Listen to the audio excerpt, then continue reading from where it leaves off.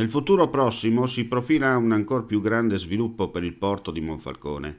A seguito dell'incontro tra il sindaco Anna Maria Cesinti, il segretario dell'autorità portuale Vittorio Torbianelli, il direttore del porto di Monfalcone Sergio Signore e sindacati Sasha Kulev e Marco Rebez, in rappresentanza di tutte e tre le sigle sindacali, si delinea oggi la possibilità di svincolare la crocieristica dall'uso della banchina commerciale. Sono state precisate anche le destinazioni di impiego dei 60 milioni destinati al porto, che con cronoprogrammi definiti verranno distribuiti nelle diverse opere essenziali da realizzare per ampliarne l'utilizzo.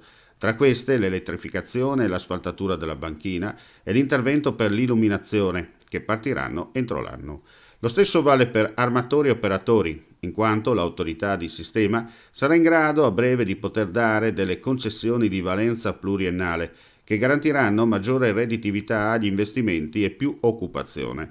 Un'occupazione che si tocca con mano scendendo in porto, dove sulla banchina, destinazione commerciale, sono attraccate ben 5 navi, a significare che il porto è decisamente ripartito, con prospettive di PIL e posti di lavoro impressionanti, come ha sottolineato il sindaco Anna Maria Cesint. Finalmente il porto si apre alle nuove opportunità e ora dice la sua in maniera importante all'interno del sistema portuale italiano, ha concluso il sindaco nel suo intervento.